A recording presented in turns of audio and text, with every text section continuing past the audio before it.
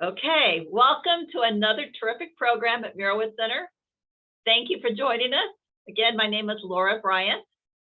Today's session is part 2 of a 3-part program featuring a virtual tour of New York's Metropolitan Museum of Art.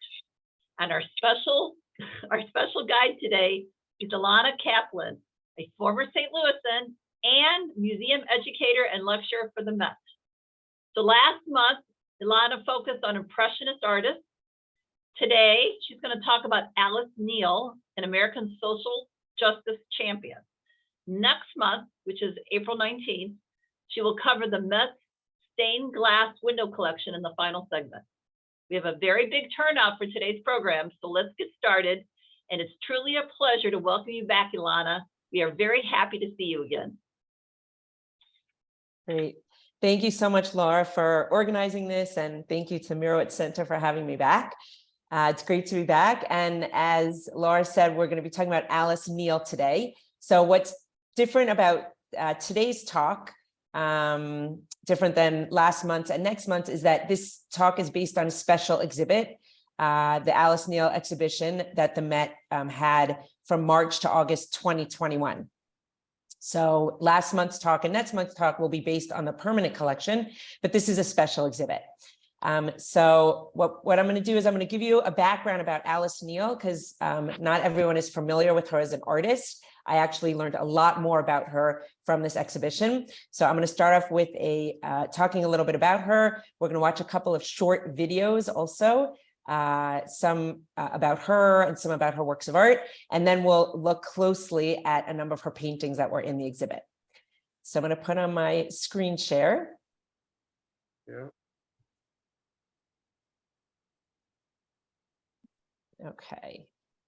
Okay, so this was the exhibit. It's called Alice Neel, People Come First. And it was the first museum retrospective in New York of the American artist Alice Neel in 20 years. It was an ambitious survey which positioned Neel as one of the century's most radical painters, a champion of social justice, whose longstanding commitment to humanist principles inspired her life as well as her art. The exhibit had about 100 paintings, drawings, and watercolors. We're going to just look at some of them. We won't have time for all 100, but we'll definitely get to see some of them today. This is actually a picture of me in the exhibit. And again, it was in the Met from March 2021 to August 2021. That was a time where, of course, we still had to wear masks in the museum. So all the pictures that you see of me or other people in the exhibit, we will be wearing masks. So this is just the beginning of the exhibit, and I'll show you other pictures. But what you'll see when we look at the exhibit are a lot of paintings, including images of activists demonstrating against fascism and racism. There are also paintings of impoverished victims of the Great Depression, which Neel lived through. She lived from 1900 to 1984. She also did portraits of her neighbors in Spanish Harlem, where she lived. She did portraits of leaders from a wide range of political organizations, portraits of artists and performers, and members of New York's global diaspora. So the exhibit also highlights Neel's watercolors and pastels from the 1930s and her depictions of mothers, all of whose candor and irreverence are without precedent in the history of Western art. Neel grew up in a small town in Pennsylvania. She was born in 1900. She grew up in a small town in Pennsylvania. She spent her formative years in Cuba before moving to New York City in 1927. She worked in New York City for 60 years. From 1927 until she died in 1984. She raised a family in New York, and she's known for her groundbreaking portraits and commitment to social justice. Neel was a longtime resident in New York, and as you'll see in her paintings, the city served as her most faithful subject. Indeed, the sum total of her work testifies to the drama of New York streets, the beauty of its buildings, and most importantly, as we'll see, the diversity, resilience, and passion of the residents of New York. The name of the exhibit that we see over here, People Come First, actually comes from a direct quote of Neel's, and you'll hear her say it in her own words, but I'll just tell you that her quote is, for me, people come first. And that's what the exhibit is based on. She said that in 1950. Another quote she said is, "I've tried to assert the dignity and eternal importance of the human being." Her paintings, as you'll see, have an expressionist use of line and color, psychological acumen, and emotional intensity. So before we go on, I just want to show you a short clip that played in the exhibit. And you'll see Alice Neal in it, so you'll see what she looks like, and you'll hear in her own words a little bit about her life as an artist. And you'll see very quickly some of the paintings that we will look at later, and we'll spend more time with them. But I think it's important for you to see the artist and hear her talk in her own words.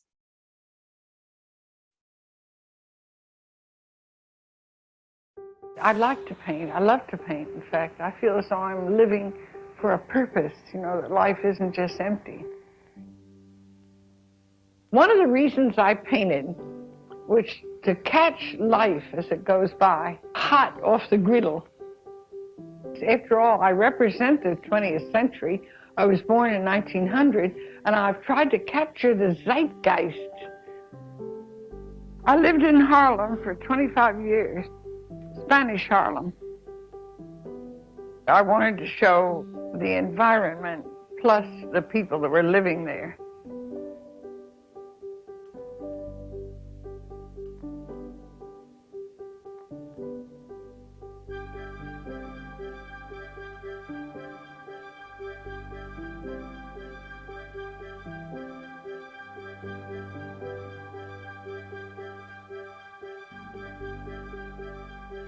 And if the world changes, of course your vision changes in a sense with the time. It isn't just that I'm older, it's that people also are different. Maybe I have changed also, I don't know.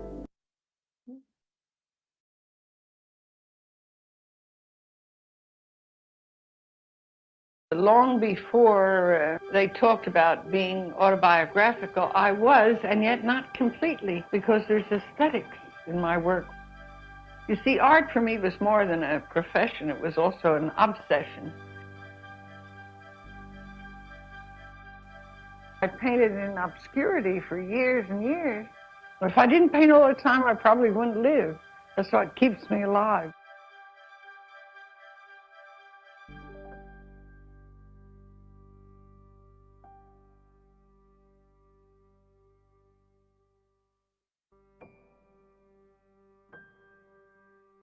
Okay, so I just wanted everyone to be able to see what she looks like. And I think her talking about her works of art is much more powerful than my talking about it. So just to give you a little clip in her words, seeing quickly some of her works of art that we'll concentrate on later. Just a kind of a short overview of the exhibit.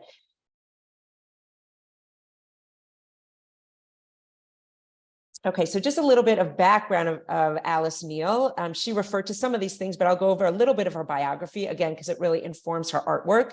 She was an American visual artist who was known for her portraits depicting friends, family, lovers, poets, artists, and strangers. As you probably saw, and we'll see more, her paintings have an expressionist use of line and color, psychological acumen, and emotional intensity. So Alice Neal was born on January 28th, 1900 in Marion Square, Pennsylvania. Her father's name was George Washington Neal. He was an accountant for the Pennsylvania Railroad, and her mother was Alice Hartley Neal. In mid-1900, her family moved to the rural town of Collin, Pennsylvania. Young Alice was the fourth of 5 children with 3 brothers and a sister. Her siblings' names were Hartley, Albert, Lillian, Alice, and George Washington Jr. Her oldest brother, Hartley, died of diphtheria shortly after she was born. She actually named one of her sons after Hartley, and we'll see a portrait of him later on. Her brother was only 8 years old when he died. Alice was raised into a straight-laced middle-class family during a time when there were limited expectations and opportunities for women. Her mother had said to her once, quote, "I don't know what you expect to do in this world. You are only a girl." In 1918, after graduating from high school, she took the civil service exam and got a high-paying clerical position in order to help support her parents. After 3 years of work, taking art classes by night in Philadelphia, she enrolled in the fine art program at the Philadelphia School of Design for Women, now called the Moore College of Art and Design. That was in 1921. In her student work, she rejected Impressionism, the popular style at the time, and instead embraced the Ashcan school of realism. So if you think about when she lived also, and that we talked about Impressionism in my last talk, she was in art school in the 1920s. Monet died in 1926, so did Mary Cassatt. So that she was, living in a time period where she knew about Impressionist artists and was familiar with their work, but she rejected that and she really embraced the realism instead. So now we're going to go on with her biography while looking at this portrait. This is a portrait that she did of her husband. His name was Carlos Enrique, and she painted this in 1926. She married him, she met him in 1924. He was an upper class Cuban painter. They married in 1925 in Kaplan, Pennsylvania. And then Neil moved to Havana to live with Enrique's family. In Havana, Neil was embraced by the burgeoning Cuban avant-garde, a set of young writers, artists, and musicians.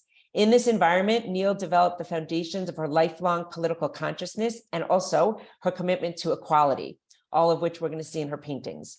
Neil later said that she had her first solo exhibition in Havana, but there are no dates or locations to confirm this. And we don't have any information besides her saying about it.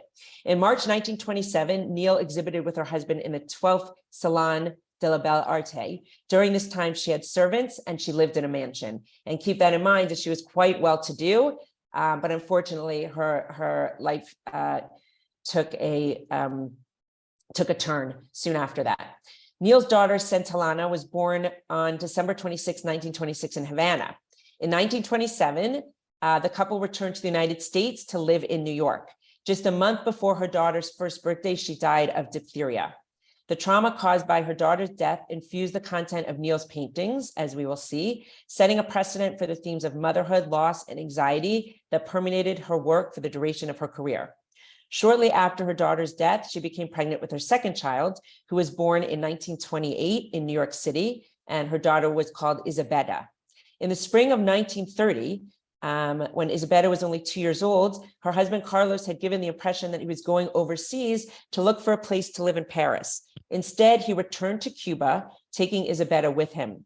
During the time of Enrique's absence, Neil sublet her New York apartment, and she lived with friends. Mourning the loss of her husband and daughter, Neil suffered a massive nervous breakdown, was hospitalized, and attempted suicide. She was placed in the suicide ward of the Philadelphia General Hospital. Deemed stable almost a year later, Neil was released from the sanatorium in 1931, and she returned to her parents' home. Following an extended visit with a close friend and frequent subject, Neil returned to New York. In New York, Neil painted the local characters. During the Depression, she was one of the first artists to work for the WPA, the Works Progress Administration.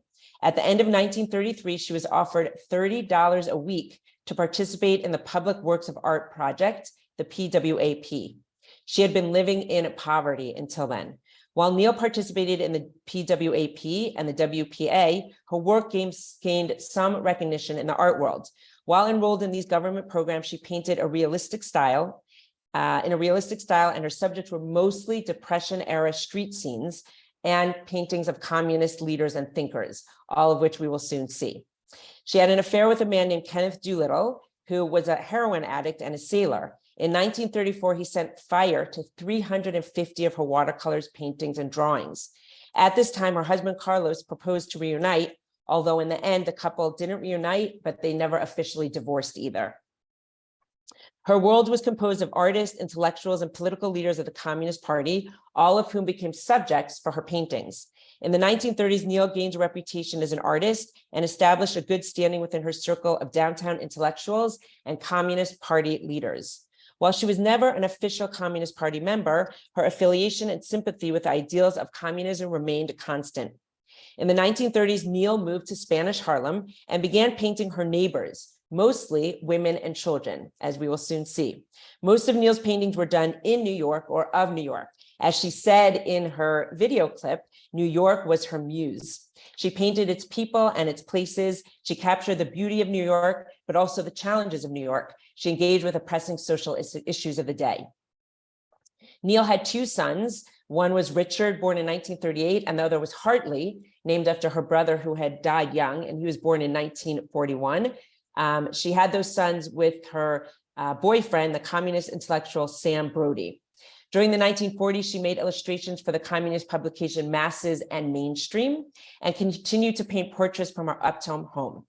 However, in 1943, the Works Progress administration ceased working with Neil, which made it harder for her to support her two sons. During this time, in the 1940s, Alice Neil would have sometimes shoplift, and she was on welfare to help make ends meet. Between 1940 and 1950, her art virtually disappeared from galleries except for one solo show in 1944. In the 1950s, her friendship with Mike Gold, who was a communist, and his admiration for her social realist work garnered her a show at the communist-inspired New Playwrights Theater. Over the next few years, Alice Neil's art became more well-known, and she had some financial stability. She painted a painting of herself when she was 80. There was a clip of it in the video that we saw. She actually painted a painting of herself when she was 80, and she was fully in the nude. She was just wearing glasses, and she had a paintbrush in her hand. And she really was showing, painted herself in a very truthful manner, as she does with all of her portraits that we'll see. But she also, in her last painting herself when she was 80, she challenged the social norms of what was accepted to be depicted in art. Her self-portrait was one of the last works before she died. She died in 1984 from advanced colon cancer. So before we go and look at some of her paintings really close up and in depth, I want to show you a little bit of a clip from from before the opening of the show at the Met. This way you can see what the paintings looked like in the exhibit, and you'll hear the curators talk. We'll watch about 3 minutes of the video just to hear the curators talk a little bit about her work, and also to get a bigger span of her works of art. As I said, there were 100 works of art in the exhibition. We're going to look at about 20 of them today. So this way, by seeing some of them in the video, you'll get a broader view of the works of art that were in the exhibit.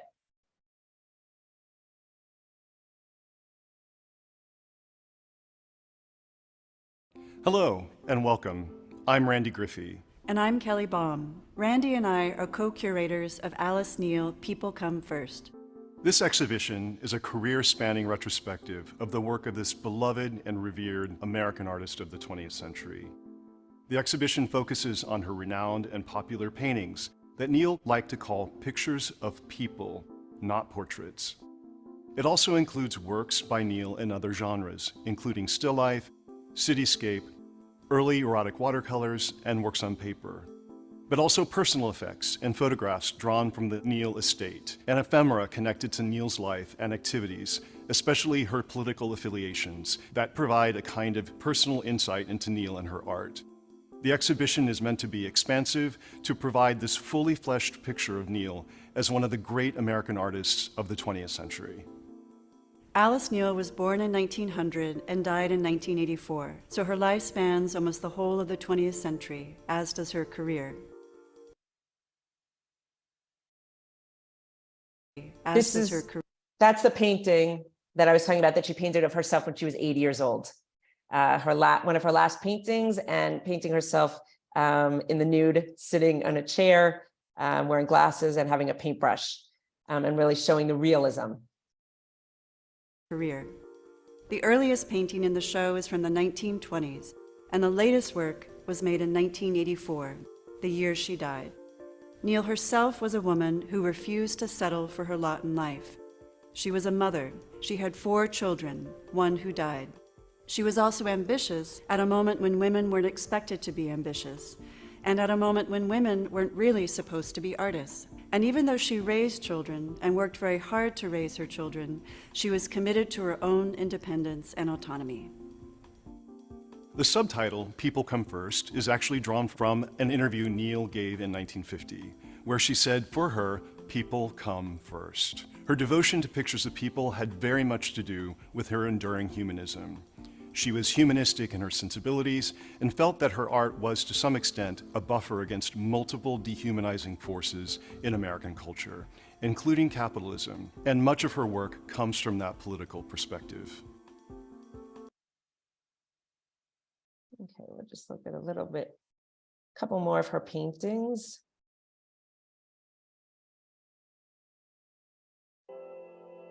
From a certain perspective, the exhibition is also about New York, or more specifically, Neil's long engagement with the city. Neil was born outside of Philadelphia, and she came to New York for the first time with her husband, Carlos, in the late 1920s. They lived in the Bronx, they left for a few years, and then Neil came back in the early 1930s. She lived and worked in New York. She was a New Yorker, and with the exception of a few paintings she made, everything she created, everything she produced was in New York and was of New York, was about New York. New York was certainly Neil's greatest muse and her most faithful subject. She painted its people, she painted its places, and her art was coextensive with her life and environment. So Neil captured the beauty of New York, but also the challenges of New York, and especially those effects as they're manifested on the people, the residents of New York. This is a painting dating to 1936 called, quite plainly, Nazis Murder Jews. The painting evokes a May Day parade from 1936 that Neil may or may not have attended, but she certainly knew about. The painting really highlights Neil's engagement with pressing political and historical issues of her day, and the degree to which communist organizations were really on the front end of calling attention to the discrimination and slaughter of Jews in Germany. Neil's painting suggests the immense size of this protest parade, but the painting also gives a sense of how organized and peaceful it was. People sometimes overlook the fact that she was very much engaged in life on the street and politics on the street, and this painting is a really good example of that aspect of her life and art.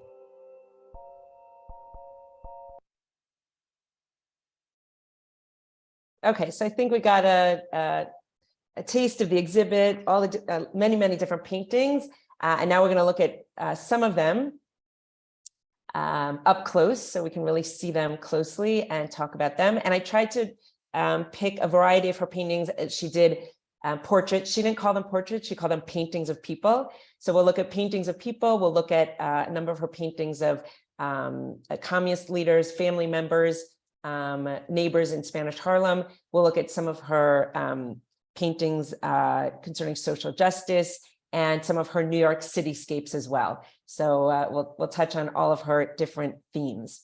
And again, we're going to look at the paintings in chronological order. So this is a painting of her husband, Carlo Enrique. It was painted in 1926. And I'll tell you the size of the paintings just because they all look the same size in the PowerPoint. But as you saw from the exhibit, they're all different sizes. This one is 30 1/4 inches by 24 inches. So her husband was part of Cuba's artistic and intellectual avant-garde. Alice Neal and Carlos Enrique met at the Chester Springs Summer School of the Pennsylvania Academy of Fine Arts in 1924, and they married the following summer. Neal probably made this painting during their trip to Havana between 1926 and 1927, where she exhibited her art publicly for the first time. The painting has a loose brushstroke, which is very typical of Neal's early style. And her loose brushstroke really complements Enrique's debonair personality. You can see he's not looking at us. You see he's sitting, dressed very nicely. He's got a cup of wine in front of him. And she's really trying to show us his personality and the fact that he also was part of the Cuba's artistic and intellectual avant-garde, showing all this in this painting. Okay, our next painting is a New York scene. It's Harlem River at Sedgwick Avenue, painted in 1928, and it's 24 by 26 inches. So soon after moving to New York with her husband, Carlo Enrique, and their infant daughter, Santa Elana, Neal relocated to the Bronx in the winter of 1927. This painting, probably a springtime view of the Harlem River, it was painted near their apartment on Sedgwick Avenue. And the painting, as you can see, really verges on abstraction. Its expressionism is actually reminiscent of a very famous painting by El Greco, View of Toledo, which we'll see in a few minutes.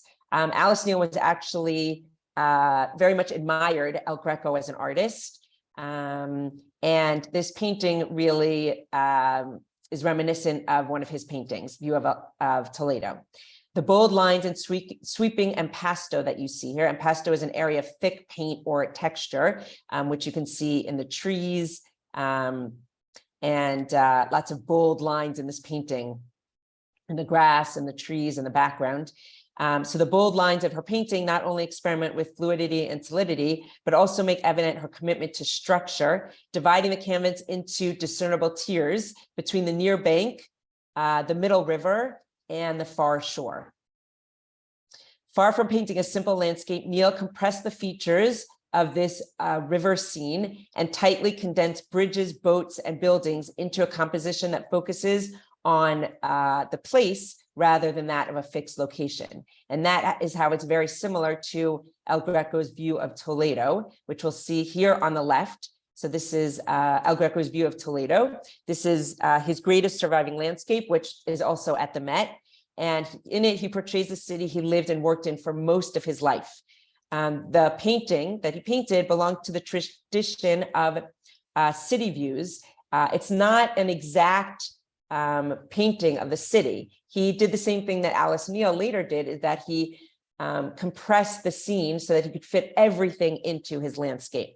So we can see in this scene that he included this cathedral, which was not really anywhere near Alcazar, which was a royal palace, but he wanted to fit it all into this landscape, so he compressed them together.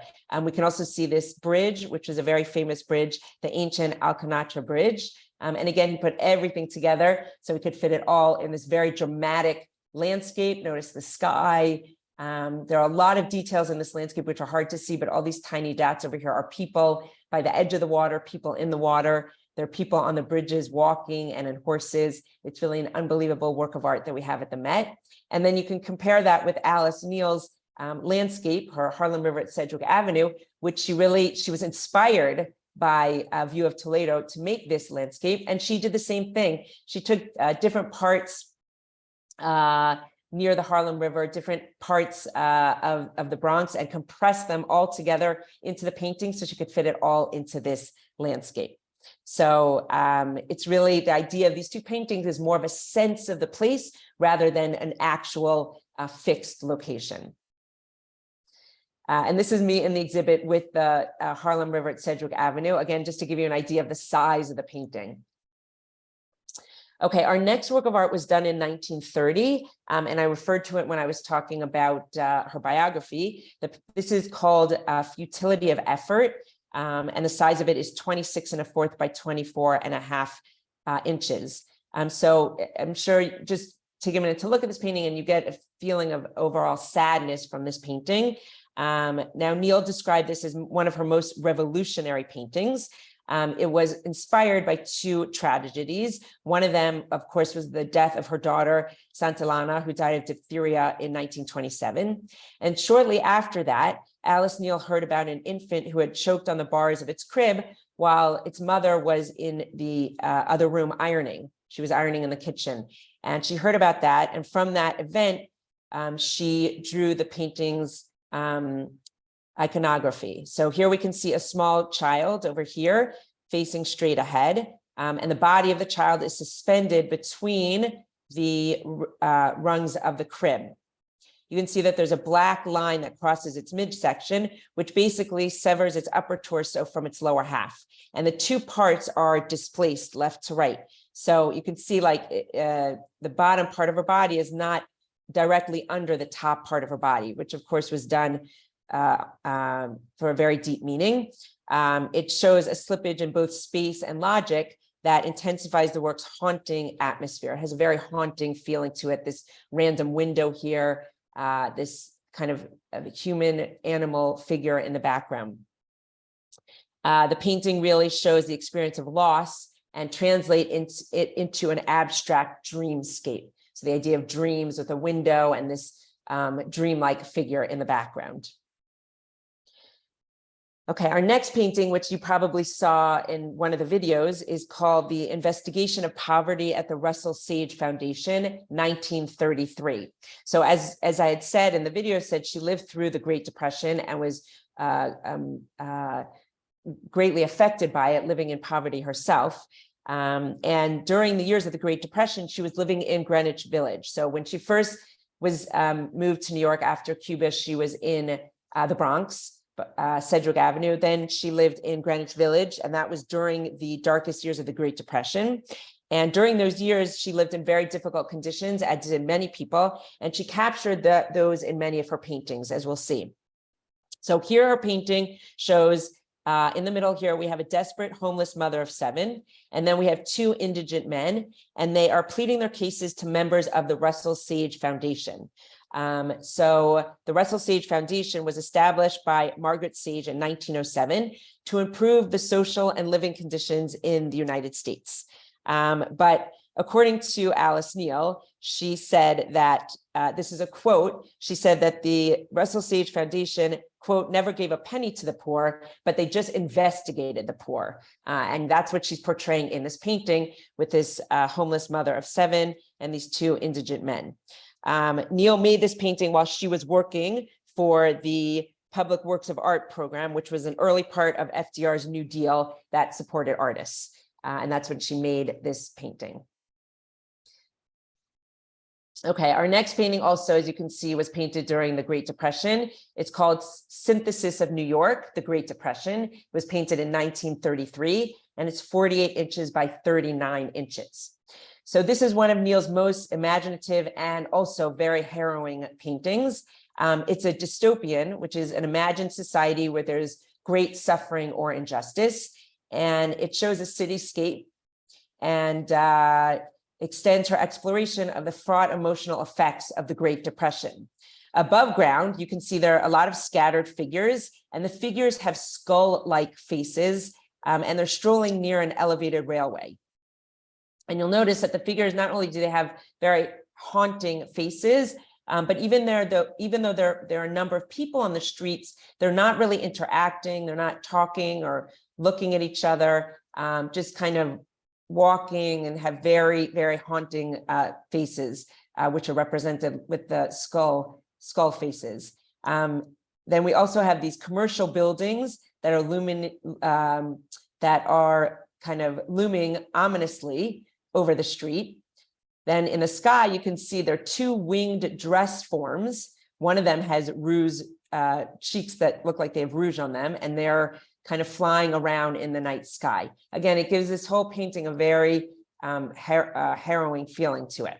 Below the street level, you can see on the bottom here, this is actually a subway platform down here, but it's very eerie because it's completely unpopulated. It's completely empty. Now, the fact that we have this subway down here, it places us along 34th Street. So we're looking at 34th Street in Manhattan. So her deadpan, deliberately unrefined technique enhances the painting's very grim subject. This painting, Synthesis of New York, is one of dozens of paintings. Tell her bye.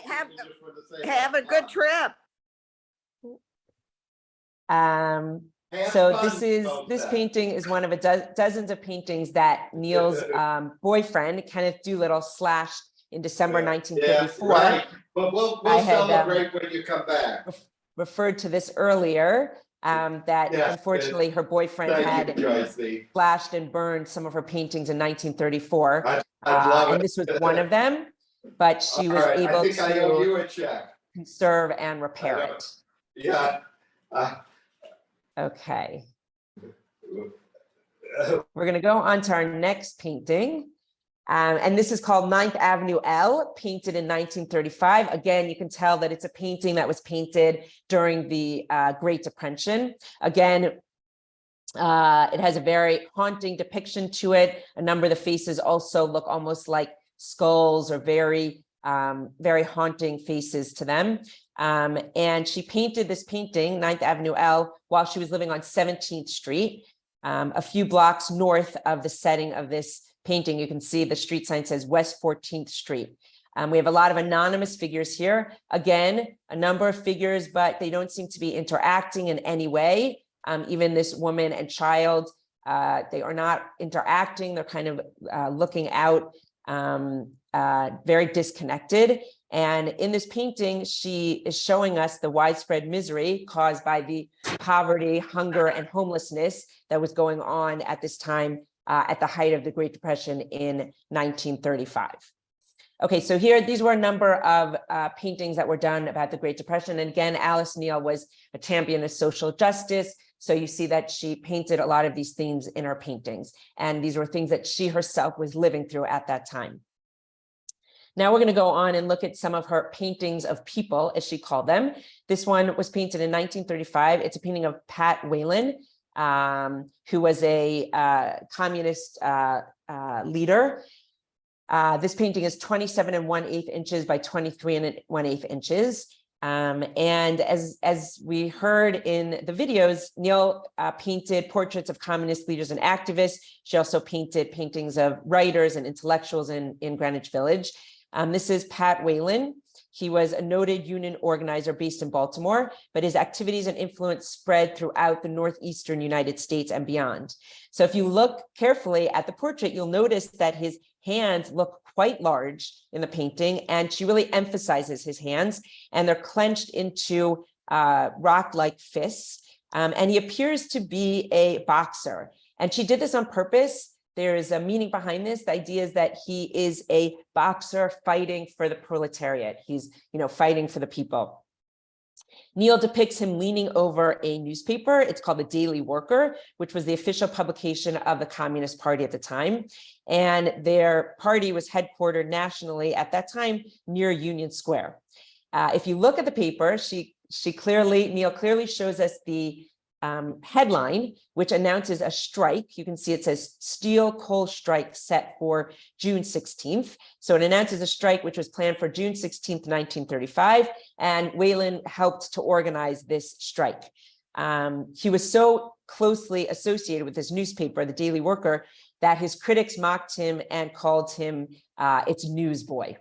And he was so closely related to it that's why Alice Neel included image of the newspaper in this painting of Pat Whalen. And you'll notice also in her paintings that she generally signs her name on the side. I haven't been pointing it out, but you'll notice that as you're looking at the paintings. Now we're looking at a painting from 1936. It's called Longshoreman Returning from Work. It's 30 inches by 39 inches. So the title of this nocturnal cityscape alludes to contemporary headlines about labor strife among ship workers. It's called Longshoremen Returning from Work. At that time, during the 1930s, there were widely publicized battles over union formation for fair hours and wages. And these battles were happening both domestically and internationally. But Neel's painting is actually about a very specific strike involving New York longshoremen in 1936 and 1937. This strike was organized by Pat Whalen, who we saw in our last painting. He organized this strike for New York longshoremen, and they were fighting for fair hours and fair wages.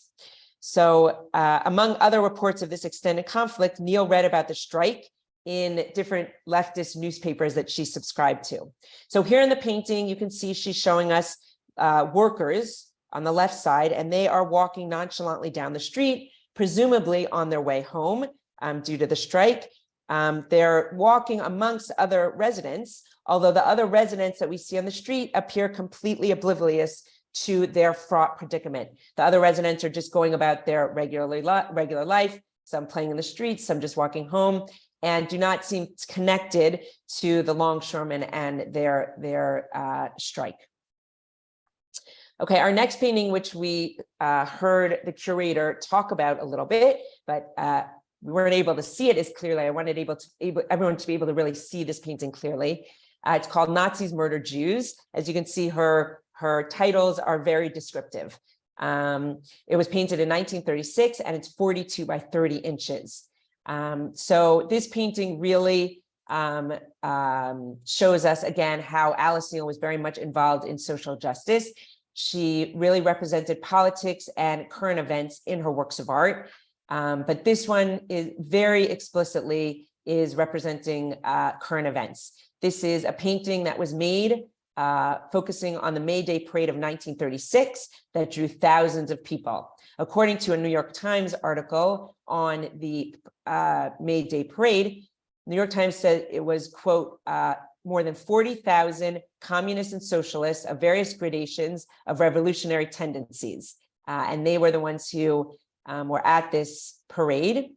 You can see here that Neil has painted throngs of demonstrators. Some of them are carrying bright torches that you can see over here.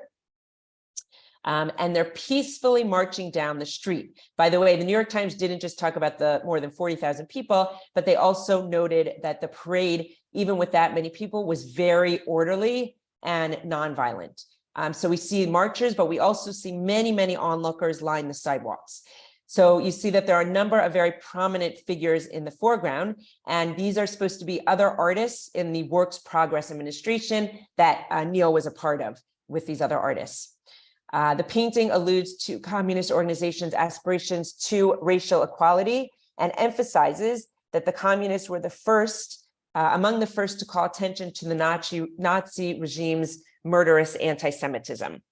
And she very forwardly shows this in the poster here, Nazis Murder Jews, that's the name of the painting. And again, shows how Alice Neel was really at the forefront of current events and social justice.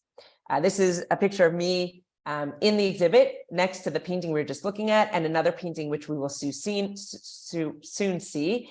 Both of these paintings having to do with protests that we don't know if she attended them or she was aware of them, but she certainly was aware of them and wanted to publicize them.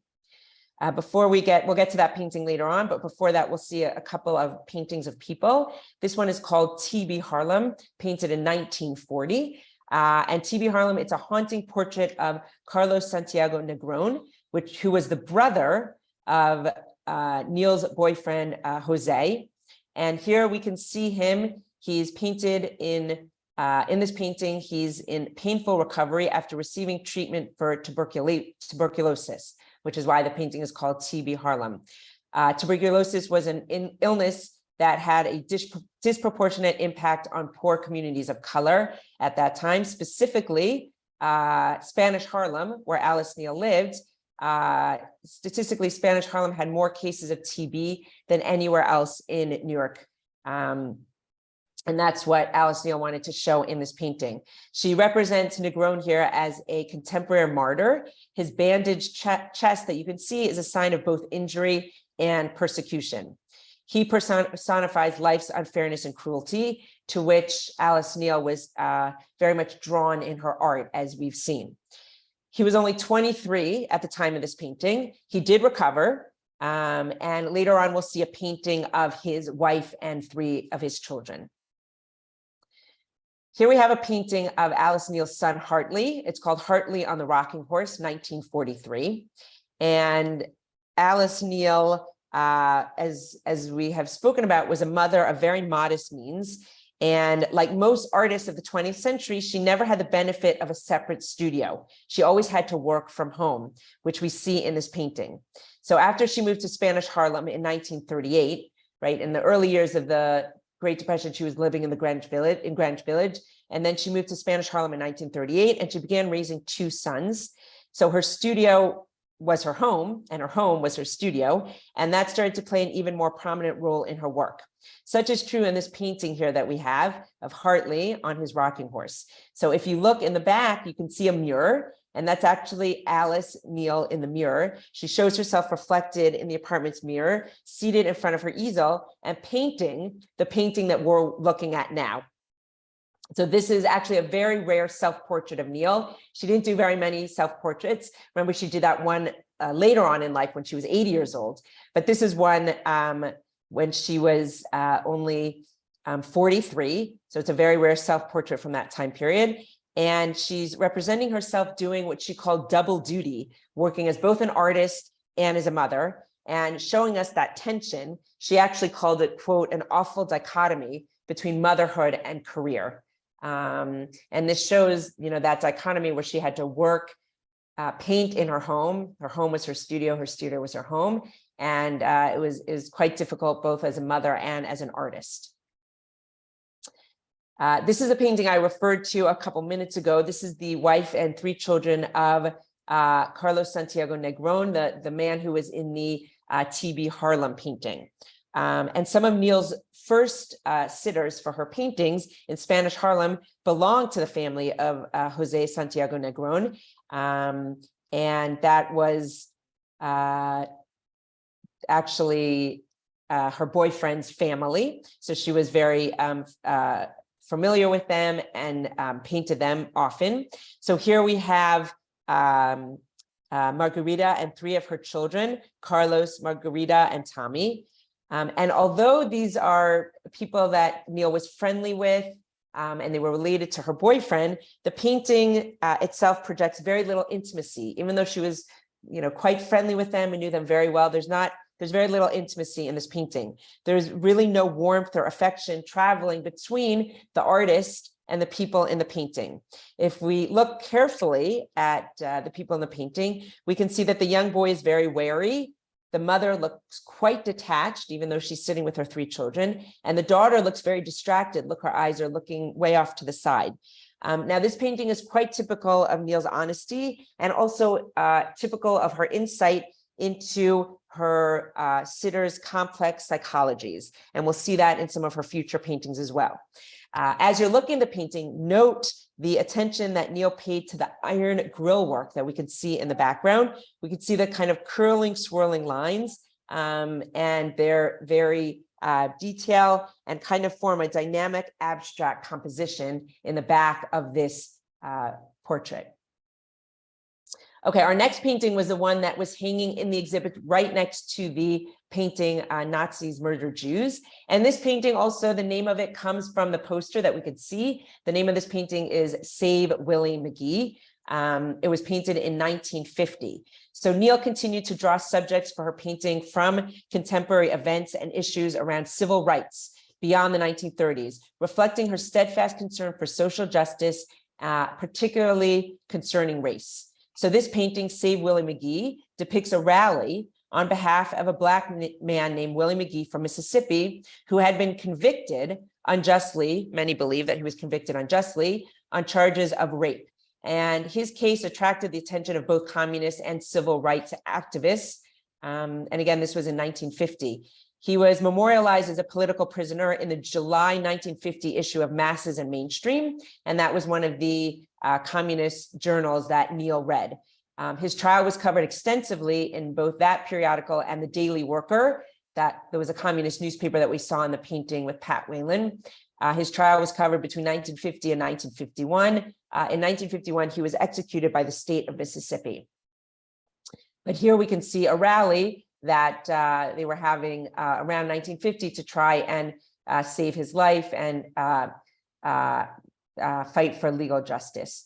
So we can see the statue of Benjamin Franklin here, and that places the demonstration across the street from New York City Hall. Okay, our next painting is another portrait. It's a portrait of, as Alice Neal said, a painting of people. This is Mike Gould, painted in 1952. It's 32 inches by 25 inches. And Neal tended to paint members of her professional family, individuals with whom she collaborated on endeavors, both political and creative. So this is a painting of Mike Gould, who was a communist. And he was very involved in this New Masses, which was a periodical that Neal contributed to. By the time that Neal painted this portrait in 1952, both the Cold War and McCarthyism were at its height, which put the communists very much on the defensive, and often they were in danger. So you can really see that Alice Neal captured the fact that communist leaders were quite on the defensive at this time period, because if you look at Mike Gould in this painting, he seems rather shrunken and beleaguered. He does not look like a heroic firebrand that he was when Neal met him in 1930. And if you compare this painting to that painting that we had seen of Pat Whalen with the clenched fists, and he was the one we said he was like fighting for the proletariat, this is quite a different portrait. Mike Gould here looks, again, quite shrunken, beleaguered, almost defeated in this portrait.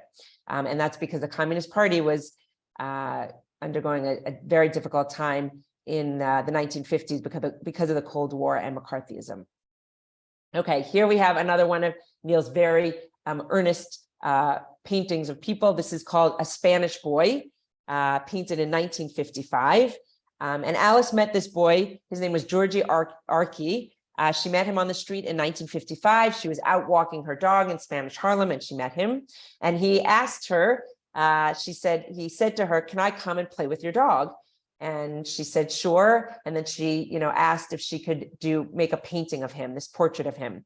He was a very smart boy. He was very proud, and he wouldn't let anyone know that he couldn't read or write. Alice Neel figured it out while she was, painting his portrait, but he didn't want anyone to know. He was very, very proud. Unfortunately, at that time period in Spanish Harlem, there were a lot of students in the classroom, many, many students, and many of them fell through the cracks and did not learn how to read or write. But here we can really see that she is captured his earnestness, and that she's really showing us a very real portrait of this boy.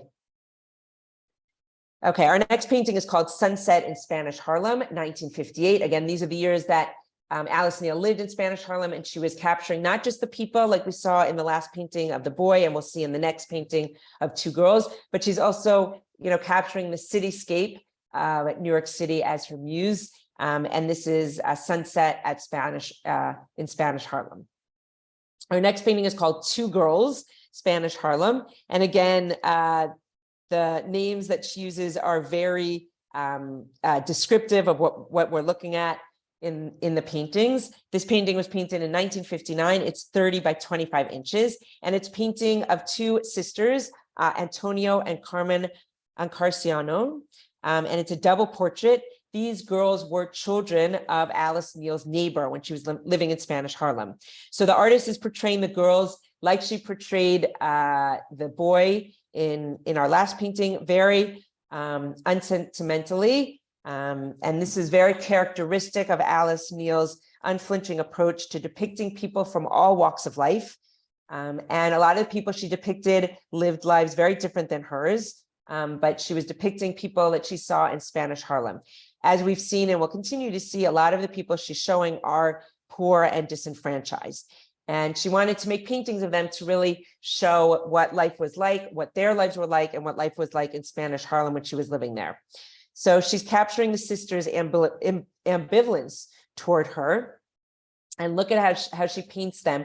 They kind of have nervously arched eyebrows. And they're looking at Alice Neel. They're looking at the artist who's painting them with a mixture of curiosity and also with wariness. The loosely painted pink and gray background amplifies the tense presence of the boldly sketched and their tightly wound bodies. And look at how they're really nestled protectively against each other. And later we're going to see a painting of two brothers, and we'll compare them, but look at how the sisters they're sitting very close to each other. They're nestled protectively against each other, and yet they're not looking at each other. They're not really interacting, even though they're sitting very, very close. They're both really concentrated on Alice Neel, who's painting them, and looking at her kind of with a bored expression, maybe also a very curious expression. Okay, we're now kind of going between portraits that Alice Neel was doing in that time and New York scenes. This is Central Park, 1959. The size of the painting is 44 inches by 33 inches. And we can see in this painting the entanglement of nature and the built environment in New York. In this painting, we can see Central Park, and it's really a symphony of contour lines that describe the dense jumble of craggy rocks. Look at all these rocks on the left, the silhouetted branches that we can see, and also the teetering stairs. Again, this is a contrived landscape. Alice Neel took different parts of Central Park and put them together into a landscape. The scene, with its scant and very few and diminutive figures, appears melancholic. It has a very a sad feel to it. Our next painting is called Mother and Child, and it's from around 1962. So throughout her life, as we know, Alice Neel was very much showing the life of women and children, painting images of mothers at all stages of maternity and all stages of life. Unlike the fanciful, sanitized paintings that appeared in popular culture and fine art, Neel's mothers are both frank and concrete. Her paintings and drawings show with quite dramatic. They show with equal parts candor and empathy, the challenge of bearing and raising children. Of course, Alice Neel could really relate to that because she herself was a mother and she had 4 children. So she understood the physical and psychological pressures that accompany motherhood, especially for mothers with professional ambitions such as herself. The next painting is called Blue House. This one was painted in 1963. And this was when Alice Neel had begun to sell some of her works of art, show some of her works of art. So she was in a better financial position. And this is actually a painting that depicts a scene near her summer home on the Jersey Shore. So at this point, she had a summer home on the Jersey Shore. We can see there's really a riot of bright color, lyrical brushwork, and quite a meandering line in this painting. Well, let's get back to it. And here we can see that Neel consistently exploited the full potential of paint as a medium. And look how she used the paint and brushstroke in this painting. This is a painting of Hartley, Alice Neel's son. She painted it in 1966. And there's a dynamic tension between realism and abstraction here. It's a portrait of Hartley, which is the younger of her 2 sons. He was named after her brother who had died young. And as much as the portrait is really concerned with showing us Hartley's youthful good looks and his plain expression, it's also really about the act of painting itself, which was so important to Alice Neel. So you can really see her brushstroke in this painting, the dragging and scrubbing with her brush, the gestures, and all the outlining that she did in this painting, the lines in his face, the shading. And that's really, she's showing us not just his portrait, but also, about the art of painting. And here's a close-up of that where we can really, again, see her brushstroke. We can see line and contour. We can see shading and everything that she was doing in this painting. Okay, our next portrait is of Henry Geldzalder. It was painted in 1967. The size is 50 inches by 33 7/8 inches. So this Henry Geldzalder, he was actually, he worked at the Metropolitan Museum of Art. He was instrumental in establishing the Department of Contemporary Art at the Met in 1967. So he established the Department of Contemporary Art at the Met in 1967. And that same year, Alice Neel made this portrait of him. She was possibly hoping to forge a connection with a younger generation of curators, and she was hoping to participate more actively in New York's contemporary art scene.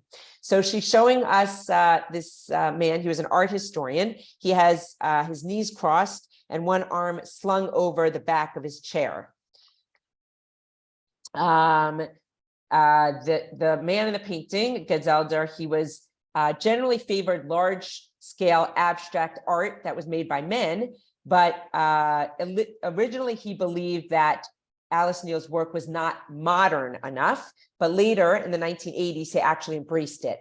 So when she was painting and he established the Department for Contemporary Art in 1967, he didn't think Alice Neel's art was modern enough, but then in the 1980s, after she had passed away, he really embraced her art.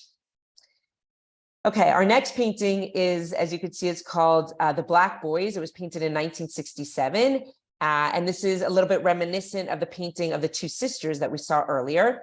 Alice Neel made this painting of 2 young boys. Their names were Toby and Jeff Neel when she moved to her studio home on the Upper West Side. So you can see in the 1960s already, she moved away from Spanish Harlem to the Upper West Side.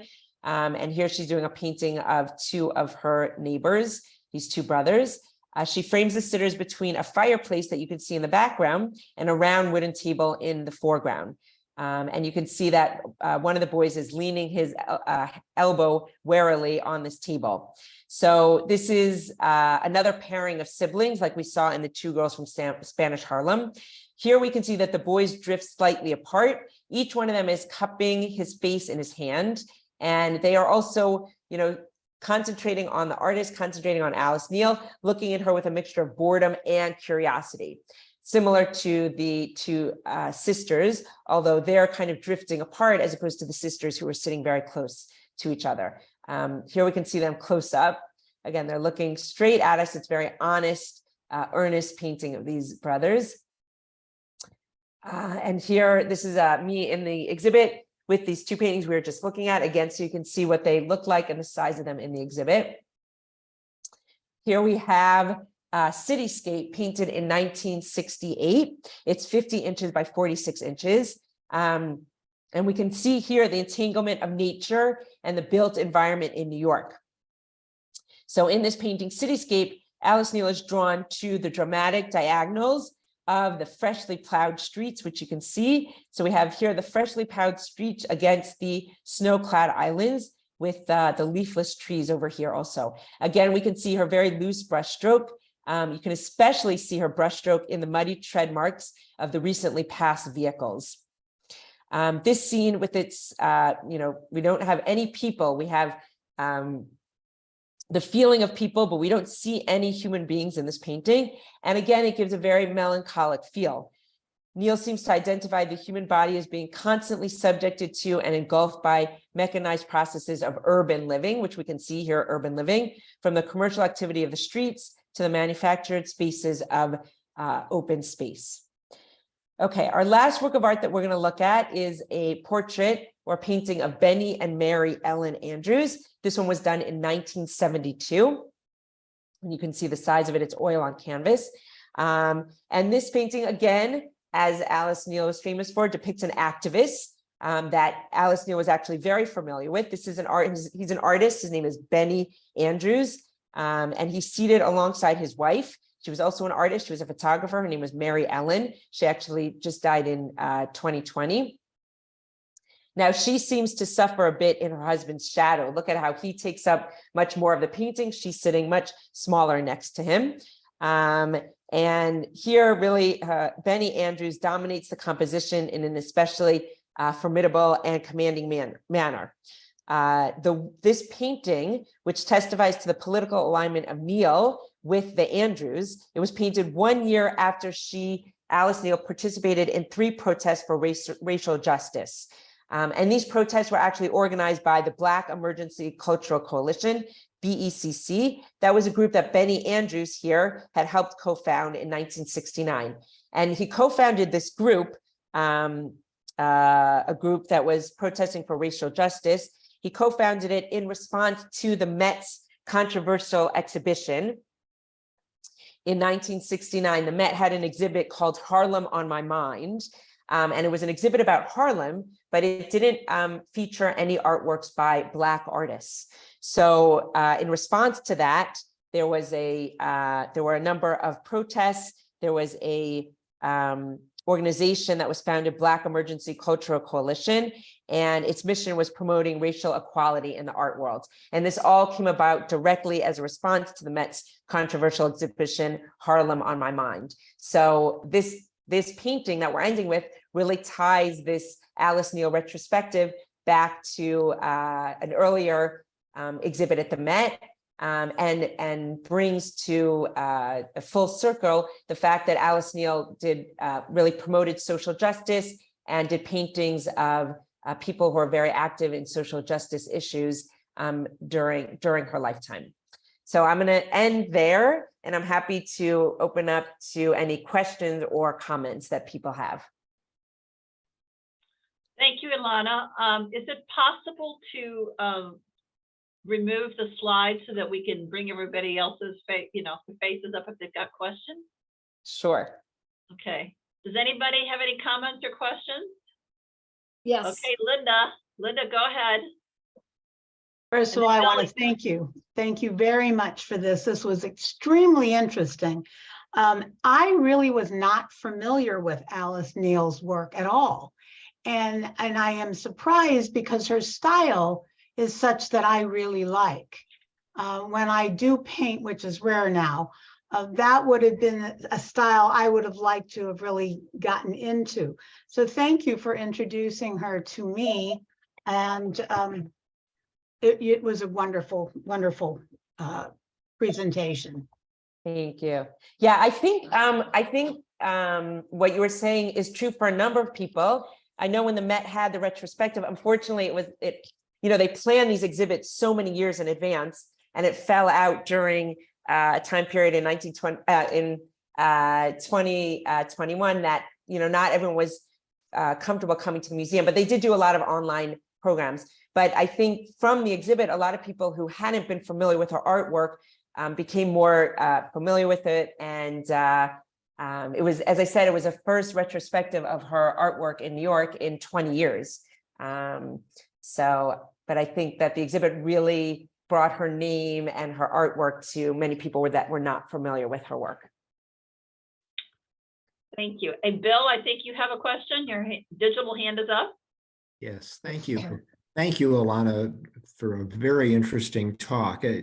As you were making your presentation, I couldn't help making some comparisons in my own mind to the art of Frida Kahlo, her feminism, political activism, where they lived and cultures being such an important part of it. I wonder if whether they were familiar with one another's art, if they influenced each other in any way.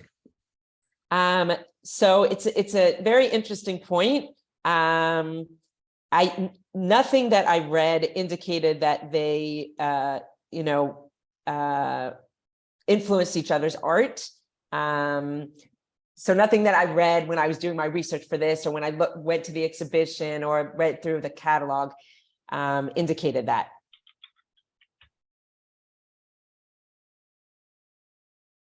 Okay. Bill, is that it? Yeah, that's great. I mean, these were both women artists of the 20th century. I mean, there were so many of them, and they each have such interesting stories. The Mary Cassatt, Gabrielle Munter, Paula Modersohn Becker. You can make connections to all of these women artists from various parts of the world that maybe didn't have any familiarity with one another at all, but they all had things in common that are being shown in their work. Yes, so it's actually very interesting because Alice Neel did overlap with Mary Cassatt, Mary Cassatt lived until 1926, and Alice Neel was born in 1900 and was certainly aware of the Impressionists. She chose, to do her own style, as we saw, which was a good comparison with my talk last month. So she was definitely aware of Impressionist style and Impressionist artists. And what's also interesting is that a number of these artists focus on women or the subject of a mother and child, which Mary Cassatt also did. So it's a very interesting comparison between their works of art and their backgrounds and the subject matter that they focus on. Thank you. So Fran, I see your hand up. You got a question or a comment? Yes. Well, first of all, thank you. This is so interesting and educational. As you were talking, I looked online and she does have work at the St. Louis Art Museum. I have a bunch of probably easy questions. I could ask them all first and then you can answer them. One, was she fluent in Spanish? Two, can we get that video you showed at the beginning online? Three, you kind of addressed about the McCarthy era, and I wondered if she personally was called up for any of that. 4, what happened to Carlos, her husband, when Castro took over? And 5, I was just noticing it looked like the painting of the Andrews was in the same chair as her nude. That's it. Wow. So first of all, you were paying very close attention, which is great. I have answers to some of your questions, not all of them, but definitely something that I can do some research on, and we can be in touch with about in the future. And I can give my email at the end. I know last time a couple of people emailed me about some of the questions they had. So Did she speak Spanish? I'm not sure. I think she spoke a little. I don't know that she was fluent in Spanish. Nothing that I read indicated that. The videos that I showed you, yes, they are on. You can get them on the Met's website. They're a little tricky to find, but actually, if you go to the Met's website and go to exhibitions, and they have past, current, and future, if you go to past exhibitions to the year 2021, you can find the Alice Neel exhibit, and you can find these videos. The second one that I showed you is a much longer video. I just showed you a couple minutes. It's like a 30-minute video, but you can look at it and really see a lot of the paintings and see a lot of the exhibitions. I don't know what happened to her husband during in Cuba. As I said, he kind of left her with one of their children, with the daughter.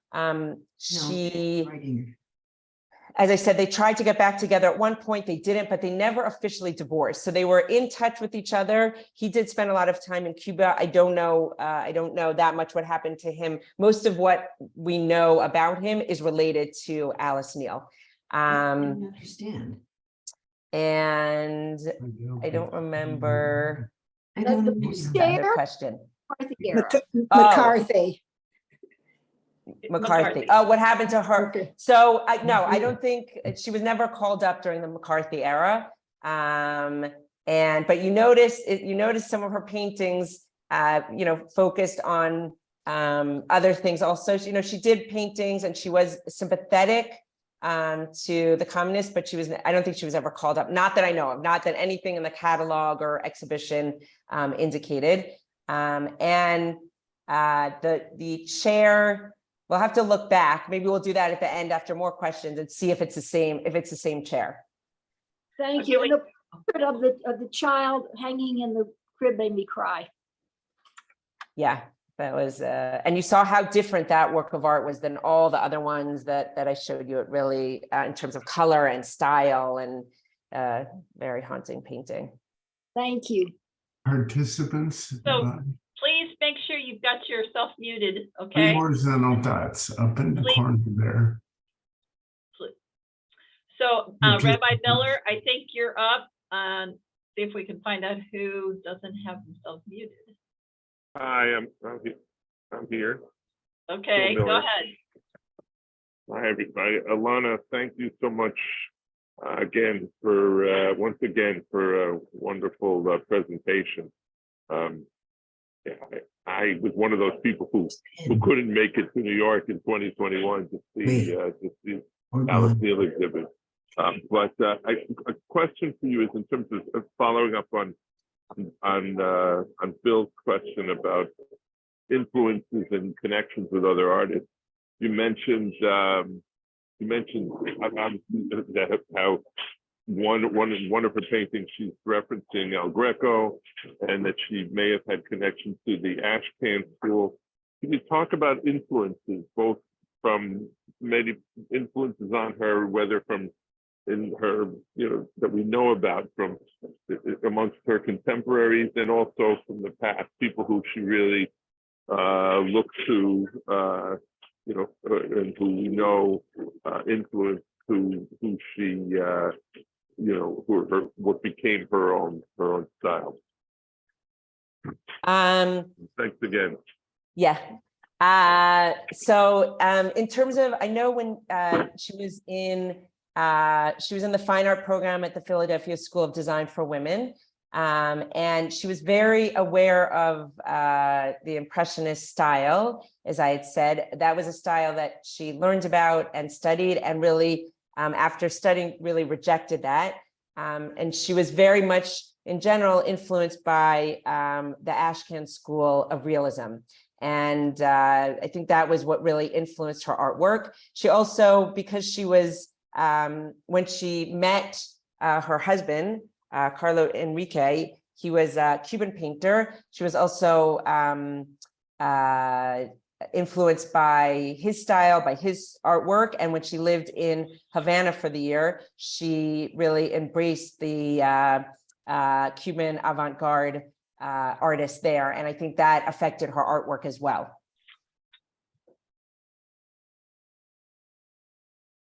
So it looks like Susan Williams has her hand up. Yes, hello. Hi. As I was looking at some of those Depression era paintings that she did, they reminded me of some of the paintings of Ben Shahn. Do you see any connection between them, or were they So same you could era?